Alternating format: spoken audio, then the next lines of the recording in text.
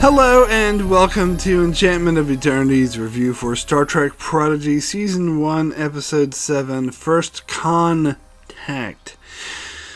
This video is part of a series of videos where I review episodes of Prodigy, so I'll have to start with a spoiler warning for Prodigy. If you haven't seen up to Season 1, Episode 7, you will not want to watch this video, otherwise some things will be spoiled for you. So, Alright, I realize like they're doing a play on because they put con-tact because it's a con, get it? It's involving a con and the first contact, get it, first contact. But there's already a movie called First Contact. There's an episode of Next Generation called First Contact. There's an episode of Lower Decks called First Contact. Do we like... Come on, stop beating this into the ground. And this isn't the first time a Prodigy has used titles similar or the same to other previous Trek episodes either, so I don't know. It's just a bit annoying. Anyway,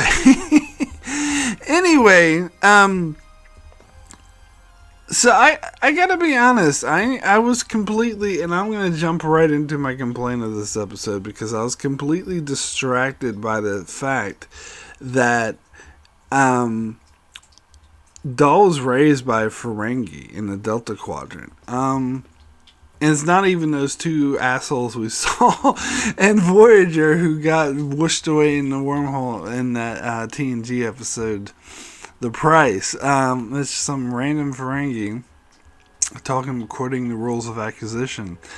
What the hell is a Ferengi doing in the Delta Quadrant? And further, in the previous episode, they showed on a map, they made it very clear that when the protostar engaged its, super drive or whatever the hell it was, they flew all the way into the Gamma Quadrant.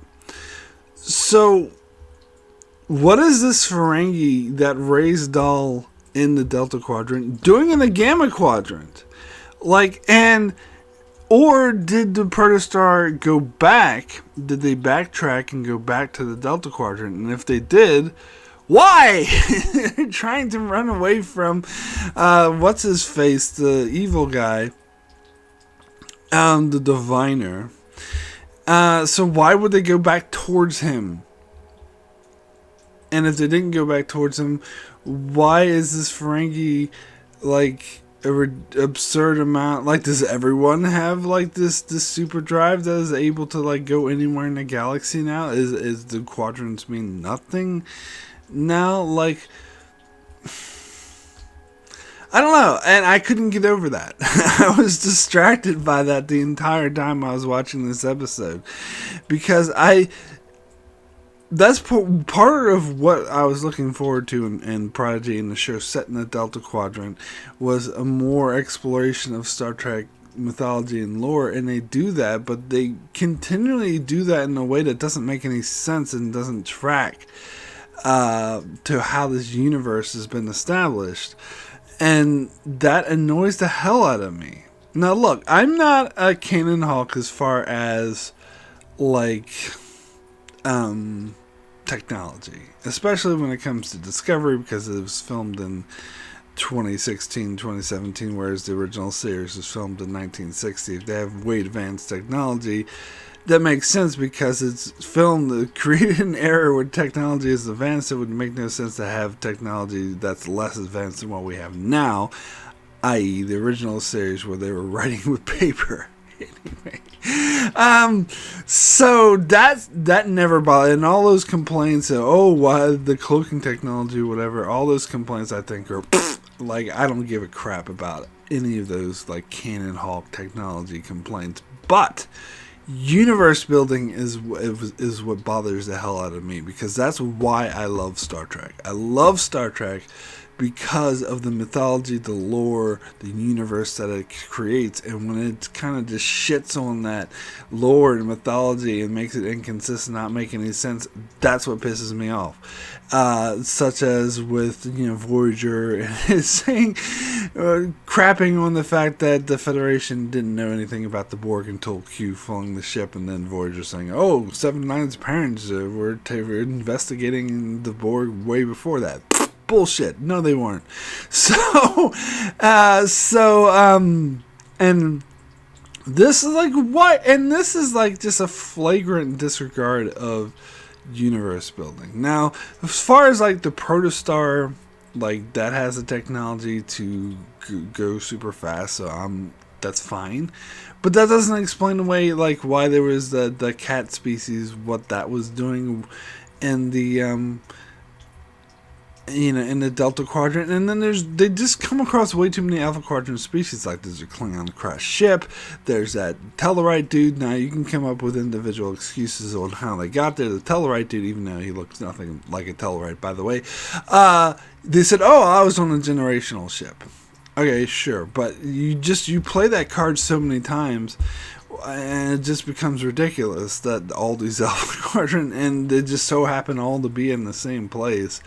And so you could come up with some BS random excuse for why this Ferengi was in the Delta Quadrant, sure, but it's too fucking much. Like, don't set your show in the Delta Quadrant. If you want to have all these Alpha Quadrant species, just set it in the goddamn Alpha Quadrant. Problem solved. Also, be consistent with your own show. Don't like in the just one episode to episode, just the previous freaking episode. I mean, that's not too much to ask. That one show is not totally disregarding and fragrant of the previous episode. So I know there's gonna be some people out there who go, "Oh, you're just being nerdy and you're just being nitpicky and geeky. Who cares? Just sit back and enjoy the show." Like, no. Like, that is... I always use this analogy, and I think it really holds. If you're reading a book, and in one chapter completely disregards and is totally inconsistent with the previous chapters, unironically, you say this is a bad book. This is poorly written. They can't even keep track of their own shit, and it's the same thing with TV series, because they are a form of long-term storytelling, and it annoys me how some people think it's okay for shows to do this just because of the medium. No, it's not. It's just as bad as if it happened within a novel or within a movie. Like, people would call this shit out. Like, people would say these are obvious. It's bad writing is exactly what it is. And so for them, I mean, to have tons of Alpha Quadrant species in the Delta Quadrant is one thing, but for them to completely disregard their own episode that just aired last week, where it clearly showed them in the Gamma Quadrant, and then all of a sudden they meet up with this character who raised doll in the Delta Quadrant. Like, how did she get in the Gamma Quadrant? Or why are they back in the Delta Quadrant? Like, please explain this. And where is this planet? They're like, "Oh, this is planet of indigenous species I know about." Where are they? Like, the whole entire episode, I was just like, where is this planet? Who's, like, I don't know. I know people are inevitably going to say I'm being geeky or nerdy, but I think those people are objectively wrong. It's not geeky and nerdy to point out bad writing, which is what this is.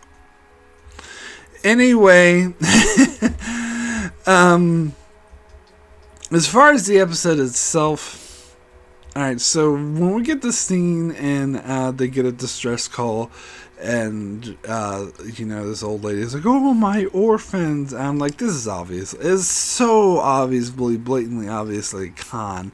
And so I was just like, please don't let these idiots fall for that and then realize they're being Con. And thankfully they didn't. Thankfully, Dol instantly recognized the woman who raised him. I don't know, he doesn't really seem very, like, Ferengi-like to me. He's not all that like trying to scam and con people. He never really came across as like a con man to me. But whatever, we're learning more of his background. This is how he was raised. But then it gets into the whole thing of where she wants them to go on this mission to acquire these crystals, and she's like starts playing the sympathy card, like, oh, I lost all this money in gambling, I really need this, please help me. It's almost, again, con. Very con. It's very obviously a con, and this time Doll did fall for it, which I guess could make sense since he kind of looks on her as a parent, because she was the one who raised him. But then we find out at the end of the episode that she like was a terrible parent that betrayed him, sold him into slavery, basically, so, which is a pretty huge deal. So, a terrible person, so it's a bad parent. And I do actually appreciate the parallels they draw between her and Gwen's father, who's also a terrible parent, and how it says this camaraderie of kids who have terrible parents that didn't treat them well, and having to deal with that and finding solace within each other, which is a good theme. Like I did appreciate that aspect of the episode. I also liked the visuals of the when they actually went down to the planet and met the aliens. That was really cool, and I love the aliens themselves too, because it's really great to see unique aliens in Star Trek and not just humans with bumps on their foreheads. It is weird. It's cool to actually see, like, and it is really well developed. They looked cool. The sound was cool. Like how they used the crystals were to like do the sing song, and they offered like this song as a gift, but of course the Ferengi was being a dork about it and trying to steal their crystals, and I kind of would have appreciated this better if they didn't have the Ferengi element in this episode, to be honest. If they simply met these aliens and tried to make peaceful contact with them without that added element of suspense. The Ferengi's trying to steal the crystals and we gotta fight them back. Although I did appreciate that, and I did like how Dole conned the con artist and eventually got the crystals back. But then I also like how Janeway outright told them that, like, when they were like congratulating themselves from getting crystals back, she's like, no, what you did, you didn't fix anything. You did irreparable damage. Their first contact with the alien race was horrible, and you completely violated the Prime Directive. Of course, very ironic coming from Janeway, but whatever, this is a hologram of her. So that I did appreciate that. So this episode was okay overall. It's just, to me, it was daunted by the fact that they don't give a crap about world building at all, and I don't know how much I'm going to enjoy this show if they continue to do that.